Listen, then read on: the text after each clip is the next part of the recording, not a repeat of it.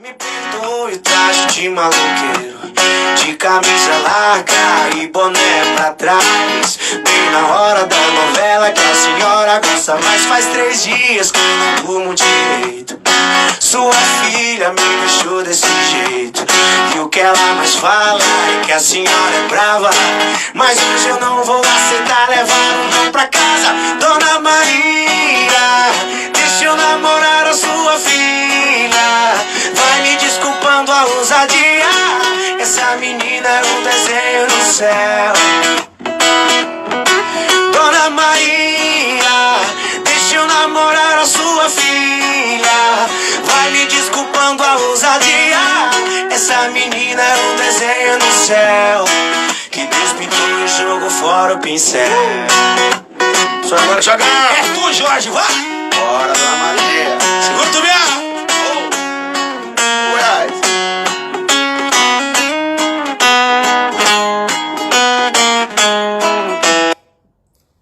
Boa noite, gente.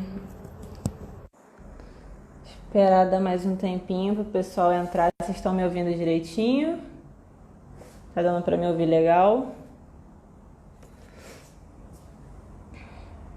Quem estiver entrando aí, eu vou pedir para colocar se é estudante, se já é formado, qual período que você está, se você for estudante. Aproveita esse tempinho enquanto a gente vai esperando entrar mais gente, aperta o aviãozinho e envia aí para os seus amigos, para os seus conhecidos que possam gostar dessa live. Vamos bater um papo sobre a OSH, né? Que muito se fala. Tá, obrigada. Essa semana eu postei um vídeo lá no YouTube, postei um vídeo aqui também no Instagram comentando sobre a castração, né? Sobre a OSH especificamente, não tanto da ORC, mas da OSH mesmo. E aí eu queria saber quais são as suas dúvidas. Eu tenho algumas perguntas aqui que mandaram e eu queria mais um bate-papo mesmo.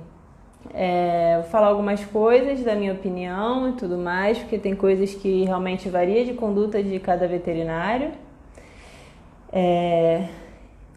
E aí vocês podem mandar suas dúvidas aqui pra gente ir conversando durante essa live, tá? Esperar mais 2 minutinhos para entrar mais gente. Enquanto isso, vocês podem ir mandando as dúvidas que vocês têm com castração. Vocês sabem qual a idade vocês indicam castrar?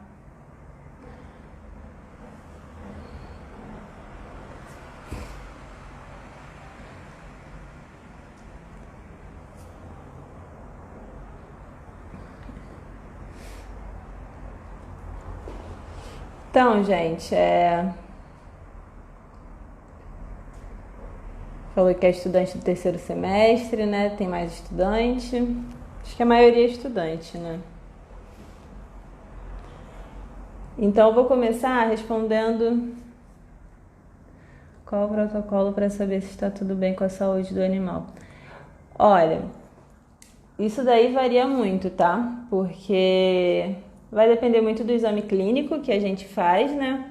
Então, se tiver um exame clínico que indique alguma alteração que não estaria, por exemplo, um sopro no animal novo. Normalmente o animal novo a gente não pede avaliação cardiológica, mas se no exame clínico a gente ausculta um sopro, a gente vai pedir uma avaliação cardiológica antes de entrar para a cirurgia, tá? Então isso daí varia muito. Então, mas de modo geral, animais mais novos, né, até 1 ano mais ou menos, um hemograma e um bioquímico geral para cirurgias eletivas, né, como a castração. Animais aí acima de 5 anos já entra uma avaliação cardiológica, tá? E aí pacientes com neoplasias, pacientes oncológicos, a gente tem que lembrar de sempre solicitar uma citologia, né, que vai ser ideal para a gente fazer planejamento cirúrgico, e pesquisa de metástase, seja ultrassom, seja raio-x de tórax. Eu vou desativar os comentários aqui, tá? Eu vou fazer uma introdução, falar algumas coisas e aí logo depois eu reativo e aí vocês podem mandar suas dúvidas, tá bom? Então, vamos lá. Eu vou responder algumas perguntas que haviam deixado lá na caixinha de perguntas, tá?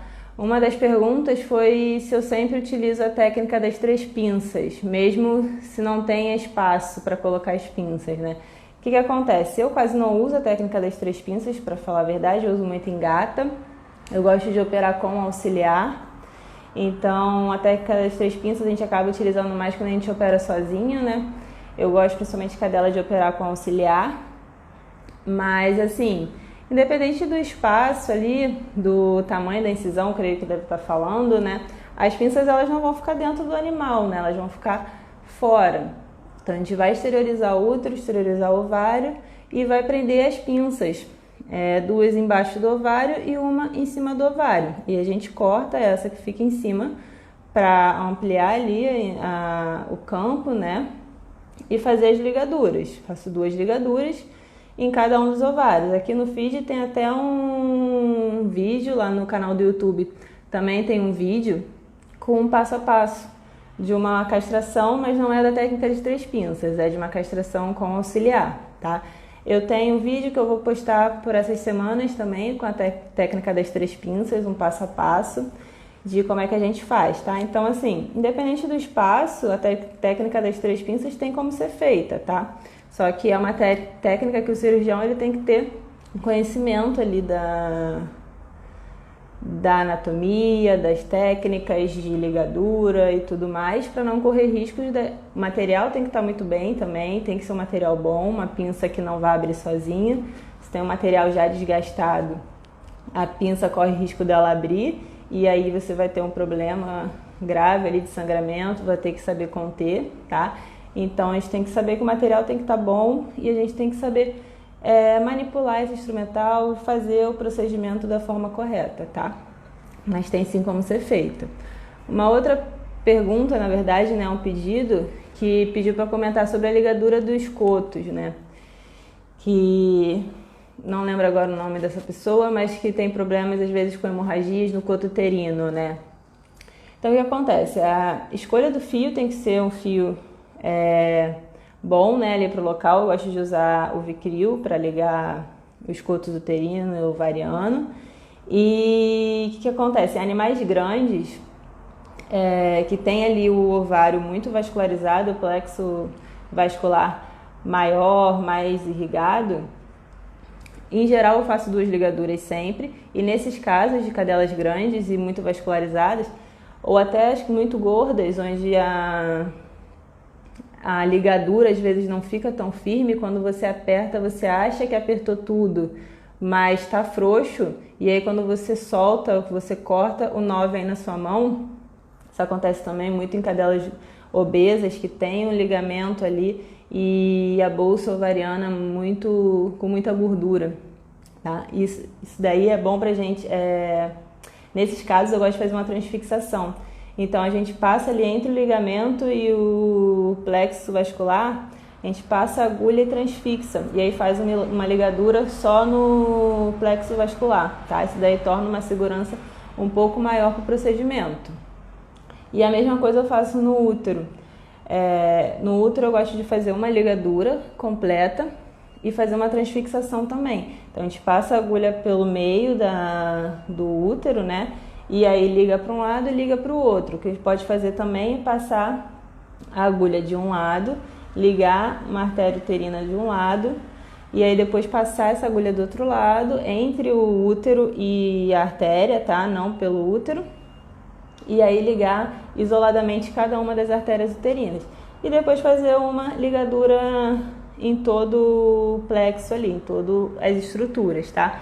Eu faço uma dessas 2 opções. Normalmente eu ligo as artérias de forma individualizada, cada uma em casos de piometra ou fetos mortos, para a gente não passar a agulha por dentro do corpo uterino, por dentro da cérvix e acabar ali contaminando a cavidade abdominal com conteúdo de piometra, conteúdo purulento, né? infeccioso e levar uma peritonite. E lembrar também de fazer a Parker nesses casos, tá?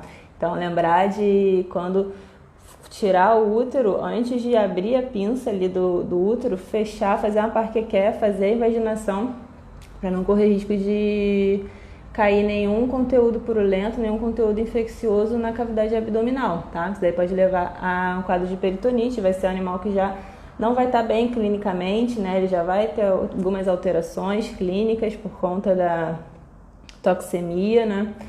Então, são pontos importantes, tá? Então, essa parte sobre ligaduras, eu gosto de fazer uma dupla ligadura, tanto no ovário quanto no útero. Em animais maiores ou mais gordinhas, cadelas mais gordinhas que possuem uma bolsa ovariana mais gordurosa, fazer a transfixação, né? E ligar o plexo venoso de forma individual e fazer também a ligadura completa. E a mesma coisa para o corno uterino, tá? Acho que eu respondi. E aí, uma coisa que tem se falado muito atualmente é sobre a indicação, né, da USH. Em que idade que a gente indica a USH, com relação a tumores de mama, né? E eu já indiquei muito a castração antes do primeiro cio, tá? Por volta aí dos 6 meses, mais ou menos. Inclusive, as minhas gatas foram castradas novas, foram castradas com 4 meses. Hoje elas têm 8 anos, mas elas foram castradas com 4 meses. Mas eu não indico mais essa castração antes do primeiro cio, tá? Mas isso daí varia de conduta de veterinário para veterinário, tá? Não é uma coisa certa, não é algo que se indicar antes está errado, se indicar entre o primeiro e o segundo cio está errado, tá? Eu tenho preferido indicar entre o primeiro e o segundo cio, porque o que acontece? Quando a gente tem uma castração muito precoce, a castração pediátrica, a gente pode ter problemas futuros nesses animais, tá? Então a gente pode ter ali genitálias infantilizadas, né? E aí entra também no caso dos machos. Eu vou ter um pênis infantilizado, então no caso dos gatos eu posso ter uma maior probabilidade desse gato obstruir e precisar aí de um procedimento de desobstrução ou um procedimento até de penectomia por conta disso, tá? Não é que vai acontecer, mas como eu vou ter uma genitália infantilizada, isso pode acontecer. E aí no caso das fêmeas, eu também vou ter essa vulva mais infantilizada. Então eu tenho a vulva menorzinha e aí em alguns animais eu posso ter dobra de pele que vai estar por cima da vulva. E aí isso pode levar a dermatites ali na região, tá? E alguns animais pode precisar de cirurgia para tirar esse excesso de pele, né? Que pode ficar por cima da vulva, porque a vulva, como fica muito pequenininha, acaba podendo acontecer isso, tá? Um outro problema comum que acontece, assim, né? Que pode acontecer quando o animal é castrado muito novo. Eu vou ter um atraso no fechamento das epífises ósseas. Então, os animais, eles tendem a crescer mais do que o normal, tá? Então, eles aumentam a fase de crescimento, eles ficam mais tempo nessa fase de crescimento. Então, eu posso ter fraturas patológicas ali na epífise óssea por conta disso, tá?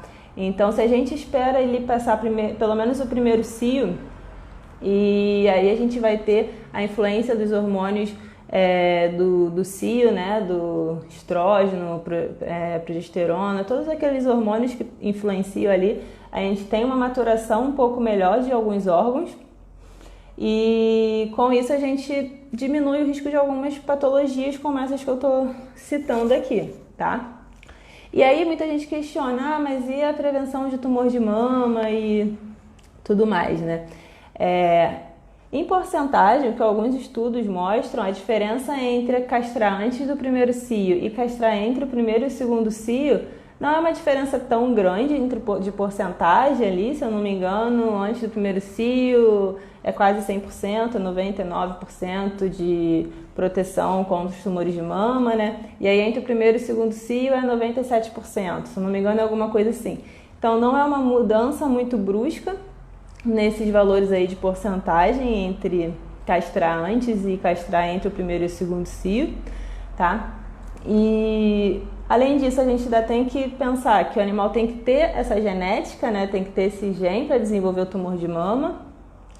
E aí botar na balança, né? O que eu vejo hoje em dia é que não vai variar tanto entre castrar antes e castrar entre o primeiro e o segundo cio.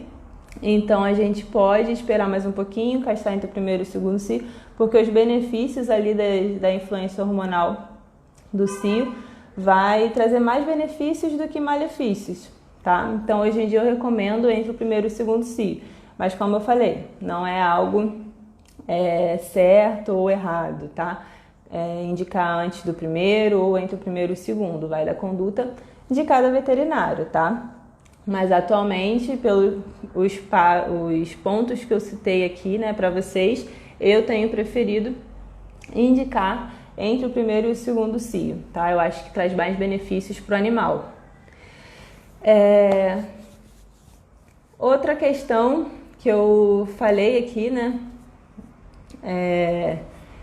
num videozinho aqui no Instagram essa semana, que foi sobre as pequenas incisões, né? E aí muitas pessoas concordaram comigo também, né?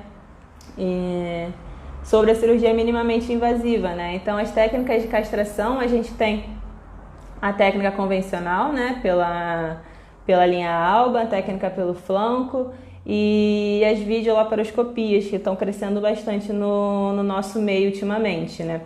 Eu faço a técnica tradicional pela linha alba, tá? A técnica pelo flanco é indicada em animais com hiperplasia mamária, por exemplo, onde o acesso pelo flanco ele está mais dificultado, tá? Mas é um acesso que vai ser mais chatinho, a gente vai ter 3 camadas de músculo ali para incisar, a gente vai ter um acesso dificultado ao ovário contralateral, a gente vai ter que tracionar um pouco mais, tá? E se ocorrer alguma hemorragia, alguma coisa, a gente vai ter que optar por fazer a incisão pela linha alba, uma incisão tradicional, tá? Então tem que ter esse conhecimento. Na hora de fechar também, vai ser uma sutura um pouco mais demorada, a gente vai ter que fechar 3 camadas de músculos, tá?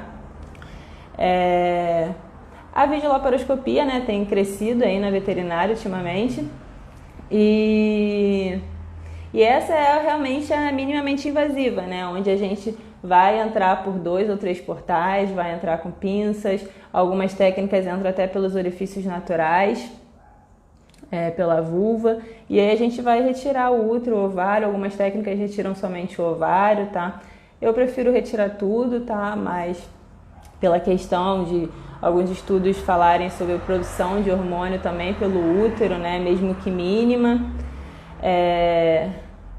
Mas alguns outros estudos já têm falado que isso não acontece, mas eu ainda prefiro fazer a retirada de tudo, tá? Úteros e ovários. E aí na cirurgia, pela incisão na linha alba, né? Muito se discute essa questão aí de a incisão ter que ser muito pequena para causar menos traumatismo, uma cirurgia mais rápida, principalmente em projetos de castração, né? E aí foi uma questão que eu levantei aqui no Instagram essa semana, né, sobre isso. E aí eu vou expor minha opinião aqui de novo para vocês, tá? E aí quando eu abrir os comentários, vocês podem falar a opinião de vocês também. A gente tem que pensar sempre que se a gente faz uma cirurgia, a gente tem que prezar sempre pela segurança daquela cirurgia. Então, se eu inicio uma cirurgia com uma incisão pequena e eu vejo que eu tenho como fazer essa cirurgia com essa incisão pequena, ok, a gente prossegue, faz e realiza a castração com segurança.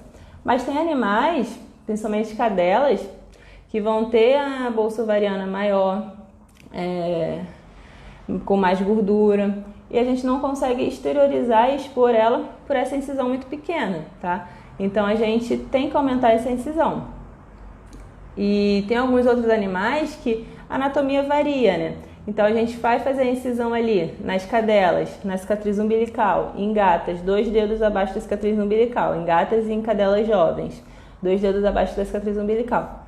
Só que a gente tem que lembrar que a anatomia varia, a biologia não é matemática. Então tem animais que eles vão possuir a bifurcação da cérvix muito mais caudal, muito mais lá para baixo.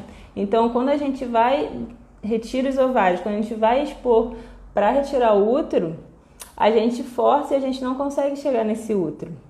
Então a gente tem que sempre botar na balança o que vale mais a pena. Eu ficar fazendo essa tração excessiva no útero para expor, ou se eu faço uma abertura um pouquinho maior e consigo exteriorizar de forma melhor, visualizar as estruturas de forma mais adequada, né?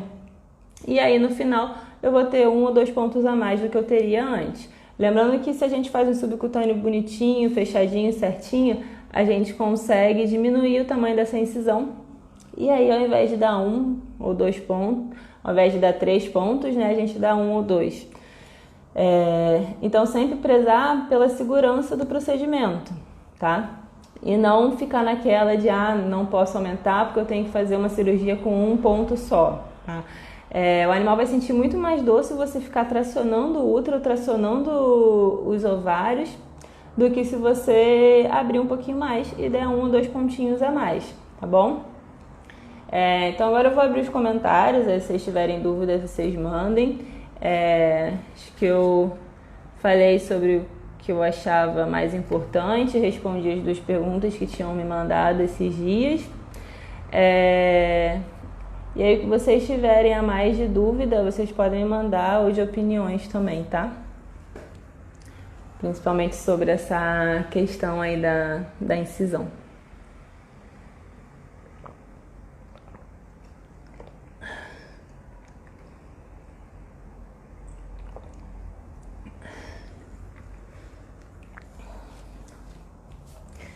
Então, gente, tem nenhuma dúvida? Vocês sempre mandam perguntas no direct. Aí agora ninguém tem dúvida mais.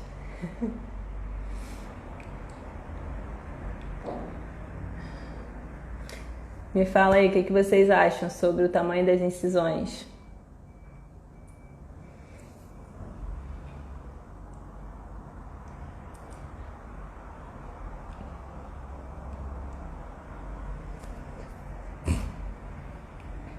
Nenhuma dúvida, galera? Nenhuma opinião?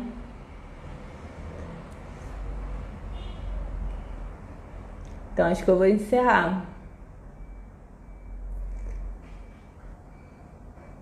Já que os quadros de complicação por SH prematura são reversíveis? Não, porque uma vez que a gente faz a remoção ali, né, dos ovários de forma prematura, a gente não vai ter o estímulo hormonal, então a gente não vai ter, por exemplo, desenvolvimento dos órgãos genitais. A gente precisa do estímulo hormonal para eles se desenvolverem, chegarem no tamanho adequado, no tamanho adulto, né? Então a gente precisa desse estímulo hormonal. Se a gente retira os ovários precocemente, a gente não vai ter esse estímulo hormonal. Então o pênis, a vulva, eles não vão se desenvolver, tá? Mas continência urinária também pode acontecer em caso de castração muito precoce, juvenil, tá? Não são reversíveis, porque são coisas que dependeriam ali do momento do cio, né? Para ocorrer, para desenvolver, para ter essa maturação. No caso da epifise óssea, ela vai demorar mais a fechar por conta dessa falta de estímulo. Então também não é algo que seja reversível, vai demorar mais a fechar a epifise óssea, a gente vai ter animais maiores. As minhas gatas foram castradas com 4 meses, elas têm um tamanho maior, elas não são umas gatas tão pequenas, né, assim, pro tamanho de uma fêmea, então elas são grandes, elas pesam em torno de 5 quilos. E elas têm a vulva bem pequenininha, hoje elas estão com 8 anos, elas têm a vulva bem pequenininha, bem infantilizada mesmo, tá? Então não são reversíveis, são alterações que vão acontecer e vão ficar mesmo, tá bom? Jana, só com relação ao uso de fios para ligadura, você prefere mesmo só o Vicryl? Eu gosto muito do Vicryl, tá? O ideal é que seja um fio absorvível, para que não fique ali, não possa causar nenhuma reação futura, né? Se a gente usar alguns tipos de fios, pode levar a reação, a abscessos. A gente usar, por exemplo, fios de fios de algodão, pode levar a abscessos, tá? Eu operei uma vez uma Rottweiler que tinha sido operada há anos antes, tá? Então são coisas que podem acontecer bem mais pra frente, você nem saber que aconteceu. que ela tinha sido operada e aí formou um granuloma enorme ali na região dos ovários. E aí quando a gente operou para tirar, a gente viu que ali dentro tinha um fio que parecia ser um fio de algodão, tá? Então eu gosto muito do Vicryl porque ele é absorvível, ele tem boa força de tensão, tá? Então ele tem pouca memória, então a gente aperta e ele fica bem firme, tá? Se for usar algum inabsorvível, eu gosto do nylon, porque o nylon é um fio que tem muita pouca reatividade, tá? Então, são os dois fios que eu costumo usar. Catigu eu não gosto, não indico de jeito nenhum, tá? Eu sei que ainda tem muita gente que usa, muitos lugares que usam, mas principalmente se for caso de piometra, tá? Piometra, fetos mortos, ele é multifilamentar, ele tem alta reatividade. Então, esse eu realmente não recomendo, mas o Vicryl acho que é um fio ótimo para castração. Os benefícios da castração precoce não acabam compensando essas possíveis complicações, já que as chances de ocorrerem são tão baixas.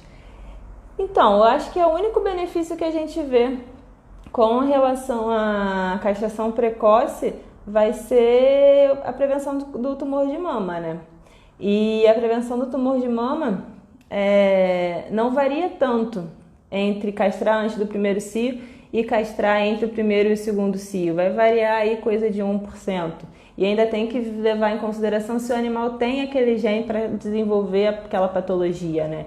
Então, acaba que eu prefiro esperar o animal se desenvolver mais, ficar mais formadinho, tá mais adulto, para castrar.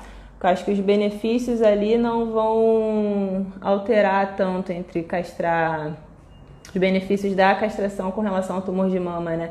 Não vai alterar muito castrando antes do primeiro e castrando entre o primeiro e o segundo cio e acaba evitando alguns problemas que podem não ocorrer, mas que podem ocorrer, tá? A incontinência urinária ela acontece muito, a fratura lá na epífise óssea também acontece. Eu particularmente nunca peguei, mas até porque eu não trabalho com ortopedia, mas conheço ortopedistas que já pegaram esse tipo de fratura, tá? Então eu acho que os benefícios de castrando antes, entre o primeiro e o segundo cio são maiores do que castrando antes, mas é o que eu te falei. Eu já recomendei muito antes do primeiro cio e não é errado, tá? São só realmente condutas diferentes. Eu penso que sempre que avaliar o tutor e as condições do animal antes de sugerir a castração é o período adequado. Aquela questão, por exemplo, eu trabalho na prefeitura, né? Então na prefeitura a gente faz muita castração. E aí é muita castração de animal resgatado, de animal de rua, gato principalmente, né? A gente sabe, pelo menos aqui no Rio de Janeiro a gente tem muito gato de rua. Então eles resgatam, levam para castrar. E aí a gente acaba castrando animais muito novos por conta disso. E aí realmente, a gente não vai deixar de castrar, mesmo sabendo dos riscos do que podem ocorrer, porque é um animal que vai voltar para a rua. Um animal que vai voltar para a rua, então vai acabar procriando, vai ter mais filhote, vai aumentar o número de animais errantes. Então tudo isso tem que botar na balança também, tá? Tem casos e casos, óbvio. Já no que você acha da utilização de ligasure nas castrações?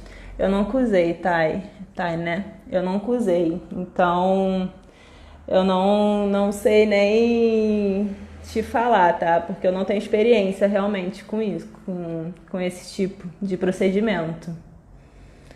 Quanto ao ovário esterectomia, perdi um pouquinho da sua resposta, né? Você já viu algum caso que desencadeou algum malefício ao animal?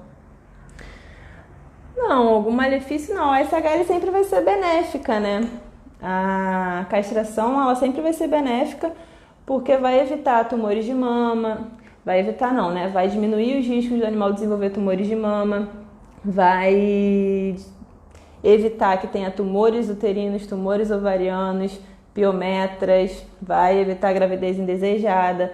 Sem falar de que quando a cadela está no cio, ela pode fugir, pode acabar brigando com outros cachorros, né? Gato também. A gente sabe que quando tem uma cadela no cio, fica aquele monte de macho ali ao redor, né? E aí pode acabar saindo briga, então ainda evita essas questões de briga, machucado, atropelamento, quando foge para acasalar, né? Então, malefícios não. O que pode acontecer são essas alterações, né, que eu te falei quando a gente castra precoce, que aí, por exemplo, no gato a gente pode ter uma maior prevalência de obstrução uretral, a gente tem um atraso do fechamento das epífises ósseas, somente da retirada dos ovários. Ah, tá. Então, isso daí, eu tenho visto alguns trabalhos atualmente, né, que indicam a retirada somente dos ovários, né? Isso tem sido feito, principalmente aqui no Rio, mais pela vídeo, né, pela videocirurgia, onde retiram só os ovários. Alguns estudos alguns outros estudos falam que até então a gente sabia que o útero ele também produz alguma quantidade de hormônio, né? Mesmo que pouca. E aí por isso que a gente recomenda a retirada de tudo, tanto do útero quanto do ovário. Mesmo que seja pouca a produção, ele produz. E aí alguns estudos mais atuais, estava conversando com alguns amigos essa semana, eu vou até pesquisar esses trabalhos e vou mandar lá no grupo do Telegram, tá? Assim que eu tiver acesso a eles. Que a quantidade de hormônio produzida pelo útero, ela é quase que insignificante, então não causaria nenhum problema, tá? O que se falava era de possibilidade de piometra de Coto, mas isso daí tem que estar muito relacionado também com a presença de ovário remanescente, né? Que vai estimular a produção hormonal e pode levar a piometra de Coto, tá? Então, atualmente tem se falado sobre isso, que a produção ali de hormônio pelo útero é quase que insignificante, então não levaria a nenhuma alteração, a nenhum problema, tá? Mas eu faço a retirada de tudo, tá? Eu prefiro ainda fazer a retirada de tudo, tanto dos ovários quanto do útero. E principalmente porque eu faço a castração aberta, normal, né? Pela linha alba. Então eu já vou estar ali, já vou ter exteriorizado o ovário, já vou estar mexendo, manipulando o útero, então eu retiro tudo, tá? O que eu tenho visto é que a retirada somente dos ovários tem sido feita mais na videocirurgia, tá? Onde entra lá com os portais e só retira os 2 ovários e não faz mais nada, tá bom? Acho que te respondi agora então, né?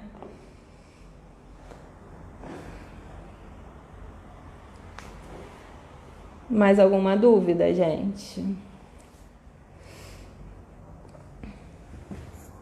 Lembrando que são condutas, tá? Não é que uma tá errada e outra tá certa. São condutas onde a gente estuda e cada veterinário, né, opta pelo que concorda mais, acha que é o mais correto, acha que é o melhor para o seu paciente. São condutas diferentes somente, tá? Não é que uma tá errada e a outra tá certa.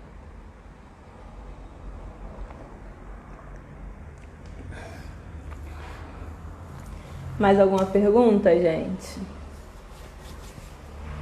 Lembrando lá do canal do Telegram, tá? Quem não tá, o link tá na bio.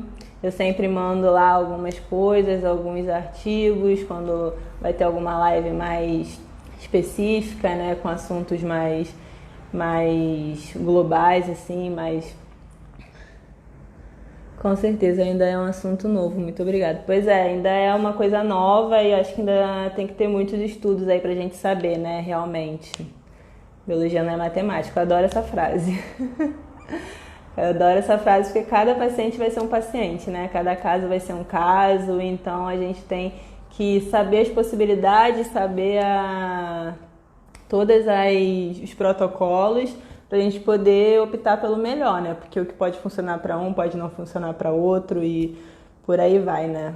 Eu adoro essa frase também. Então, quem tiver aí, quem não tiver lá no canal do Telegram, link tá na bio, tá? Eu sempre mando alguns casos lá que eu esteja operando no dia, sempre mando o primeiro lá, de vez em quando mando alguns artigos científicos de alguns assuntos. Tá? Sempre que eu posto alguma coisa aqui no Instagram ou lá no YouTube, eu mando lá no Telegram também, porque a gente sabe que às vezes o conteúdo não vai para todo mundo, né? Tá? E eu tô com um projeto novo aí, que até começo do mês que vem eu vou estar divulgando aí para vocês, tá bom? Espero que gostem. E eu vou encerrar por aqui então, acho que respondi todas as perguntas, né? Se tiver ficado mais alguma pergunta, pode mandar. lá no direct, tá? Que eu respondo todo mundo. Beijinhos, galera. Boa sexta e bom final de semana pra todo mundo. Oi, esperei. Fala, Keila. Qual a sua dúvida, Keila?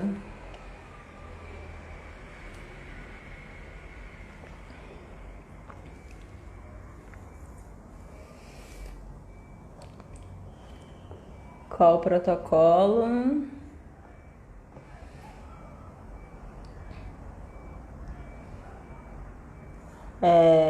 De medicamento que você diz? Para casa? Então, muito se discute a questão de antibiótico, né? Então, se você tem certeza das técnicas de antisepsia, que não aconteceu nenhuma contaminação, que tá tudo autoclavado certinho, antisepsia direitinho, tricotomia e tudo mais, muito se discute a questão de não prescrever mais antibiótico, né? Eu confesso que eu ainda tenho receio, tá? Então eu prescrevo antibiótico. E protocolo analgésico, né? Antipirona, um anti-inflamatório, eu gosto muito do Meloxicam.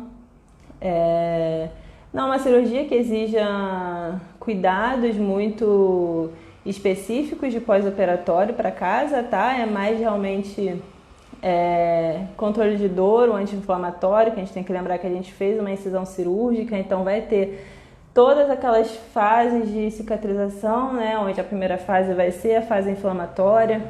Então a gente prescreve um anti-inflamatório para diminuir isso daí, diminuir a presença de seroma que pode ocorrer, tá? Diminuir a inflamação e auxiliar na cicatrização. Então, anti-inflamatório, um analgésico, eu costumo passar de pirona. E se não teve nenhuma intercorrência durante a cirurgia, é basicamente isso, limpeza da ferida, tá? Retira os pontos aí normalmente em 10 dias e fica tudo bem. Não é uma cirurgia que exija muitos cuidados pós-operatórios. Se tiver sido tudo direitinho, tudo protocolado certinho.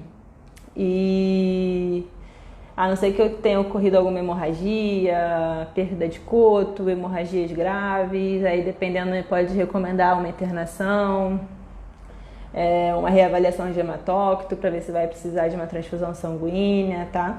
Mas se não tiver tido nenhuma intercorrência, um analgésico, anti-inflamatório, limpeza dos pontos, tá? A roupa pós-cirúrgica ajuda no período de cicatrização ou usamos para evitar a contaminação. Então a roupinha, ou o colar, né? Ela é ideal para evitar a contaminação também, porque os animais, né, eles ficam no quintal, deitam no chão, o gato acaba indo para a caixinha de areia, onde vai ter ali xixi, vai ter urina, fezes, tá? E para evitar que o animal ele vai coçar, a fase inflamatória ela coça, tá? A fase final ali de remodelação ela coça. Então ele vai querer colocar a boca, ele vai querer enfiar a unha para coçar, tá? A gente sabe que a gente não pode coçar a ferida e a gente coça, imagina eles que não sabem, né? E aí vai acabar rompendo um ponto. E aí pode ter casos de evisceração e precisar passar por outro procedimento, tá? Aqui é prescrito, Rafael, aqui é prescrito analgésico anti-inflamatório, antibiótico no trans. Eu não costumo fazer antibiótico no trans, não. Eu ainda prescrevo para casa, mas prescrevo por alguns poucos dias só, tá? E anti-inflamatório e analgésico é essencial, né, para qualquer procedimento cirúrgico. Quando eu levei minha gata, a clínica ofereceu uma roupa que fazia compressão na região. A roupa de compressão, né, as bandagens compressivas, elas são boas para evitar a produção de seroma, porque a gente vai fazer a gente vai juntar ali, né, a pele, diminuir o espaço morto do músculo com a pele e aí vai evitar a formação de seroma, que é aquele líquido inflamatório ali que ocorre quando eu tenho muita manipulação, quando eu tenho manipulação excessiva e um espaço morto muito grande. A compressão, essas compressivas, elas são para isso, tá?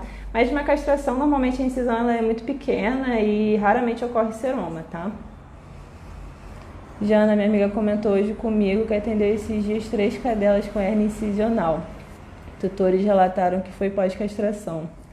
pode ocorrer com facilidade, assim. Então, as hérnias incisionais, elas normalmente acontecem quando não é feito um repouso muito adequado, tá?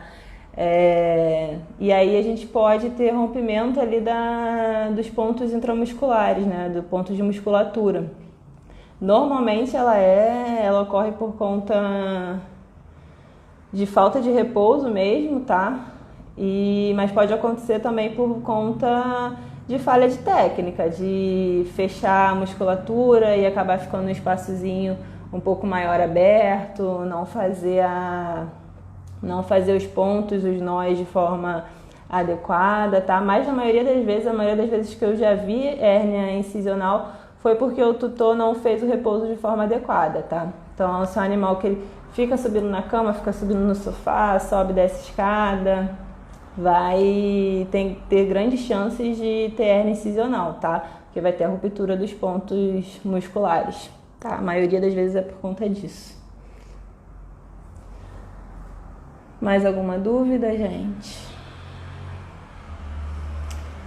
Hoje vocês estão interagindo bastante, hein? Acho que é isso então, né? Então, quem não tá lá no Telegram, acompanha a gente lá. Se inscreve lá no canal do YouTube também, que tem outros vídeos diferentes dos que eu posto aqui no Instagram, tá? E eu sempre mando lá no Telegram também, tá bom? Então, boa sexta pra vocês, bom final de semana. E semana que vem eu posto o tema da live da semana que vem, tá? Se tiver alguma dúvida, é só mandar por direct. Beijinhos.